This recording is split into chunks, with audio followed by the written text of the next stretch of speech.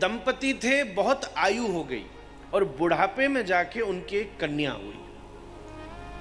बड़ी मुश्किल से बुढ़ापे में हुई तो उनका लाड और बरसा उसके ऊपर। अति लाड से वो भी खूब सिर चढ़ी हो गई, खूब जावे खेले उदम करे, वो भी डरे इसको क्या बोले, बड़ा लाड करते।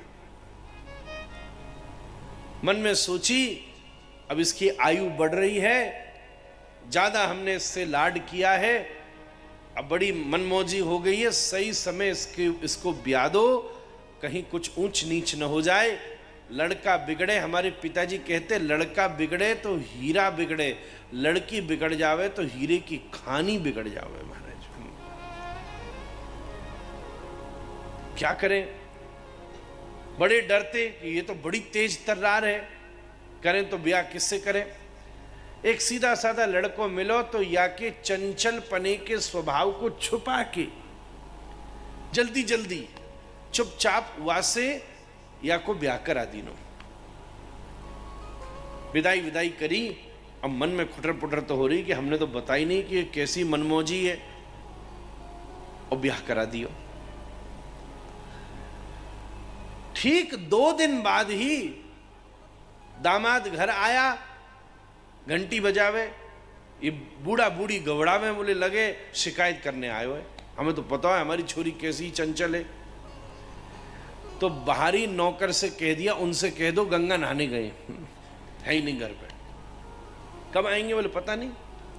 हफ्तेवार बाद फिर दामाद आया तो दरबान से कह दिया, कह दो मैं हरिद्वार से बद्रीनाथ चले गए। फिर 15 दिन बाद आया, कहाँ गए, बोले अभी गंगोत्री में है। दामाद गुस्सा हो के बोले क्या स्वर्ग जाने की तैयारी कर रहे हैं क्या, आ ही नहीं रहे, बढ़ते जा रहे।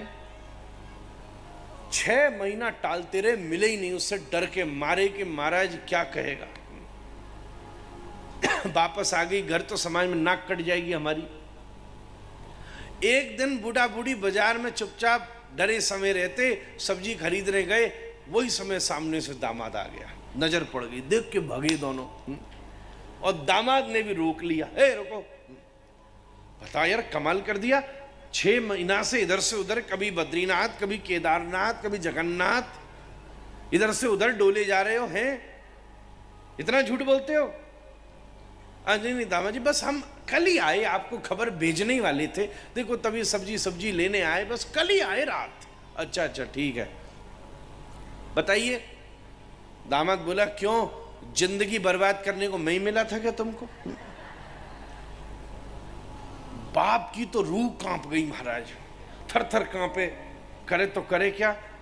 मैया में थोड़ी दम थी, मैया आगे आके बोली, दामाद जी कैसी बात करते हो, जिंदगी बर्बाद, अरे अपने जिगर का टुकड़ा तुमको दे दिया, एक ही हमारी लाली थी, सब कुछ तुम्हें दे दिया, और कहते हो जिंदगी बर्बाद कर दी, ऐसा क्या कर दिया हमारी लाली ने।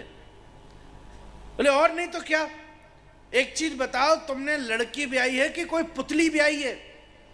बोले पुतली ब्याई है।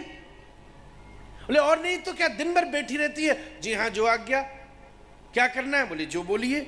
समय पे भोजन खिला देती है, समय पे माता पिता की सेवा करती है, सबरे घर के कार्य कर लेती है, और जो मैं इधर उधर सबरे काम बता दूं वो भी कर लेती है, पढ़ाई कर रही थी वो भी कर रही है, सब कर रही है। दिन भर मैं सोचूं कि नेक थोड़ो सो छेड़ूं, ये लड़े, जब तक थोड़े मिर्च मसाले नहीं हो मजा ही नहीं आवेगा। तो लड़ती नहीं है, डांटू तो कहती है सॉरी। 6 महीने हो गए उसने मुझसे ऊंची आवाज में नहीं बोली आज तक। एक बताओ, मुझे पता था कि तुम्हारी छोरी चंचल है, इसी चक्कर में तो मैंने ब्याह किया। तो मेरे घर में तो सबरे सूखे सर्राटे, तुमने और भेज दी महाराज, बिल्कुल ही पुतली।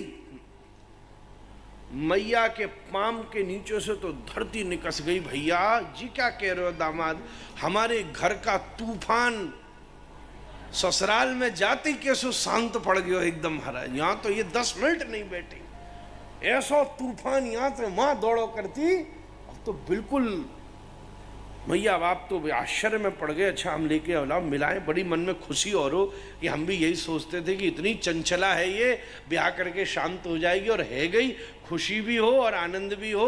बस यही कहने वाला था आपको कि आपने खूब मेरा सौभाग्योदय कर दिया कि बढ़िया सुंदर आपने मेरा ब्याह कराया। घुमा फिरा के दामाद कहने लगे। उसी समय माता पिता को भी प्रसन्नता हो गई। संत लोग इसी दृष्टांत को देकर कहते, हमारे पूज्य महाराज जी, पिताजी महाराज यही दृष्टांत देकर के कहते, जैसे चंचल कन्या भी सदगृहस्थ में विवाह करके एकदम सौम्य हो जाती है, ऐसे हमारे जीवन में जो यश है, हमारे जीवन में जो धन है, हमारे जीवन में जो ज्ञान है, हमारे जीवन में जो समझ है, वो भी बड़ा चंचल है, बैठने नहीं देता है हमको। उसमें बड़ी खुमारी आती है, बड़ा उछलता कूदता है। हमारे हमको मालूम है, अरे हमारे पास ये है, अरे हम तुम्हें दिखाएं तुम पर क्या है जो हम पर है। उस चंचल कन्या की तरह भी हमारे जीवन की विद्या, हमारा ज्ञान भी ऐसे ही चंचल है। हमारी बुद्धि उस कन्या की तरह ऐसे ही चंचल है। हमारी मति उस कन्या की तरह ऐसे ही चंचल है। हमारा मन उस कन्या की तरह ऐसे ही चंचल है। हमारी जीव उस कन्या की तरह ऐसे ही चंचल है। हमारी इंद्रियां उस कन्या की तरह ऐसे ही चंचल हैं।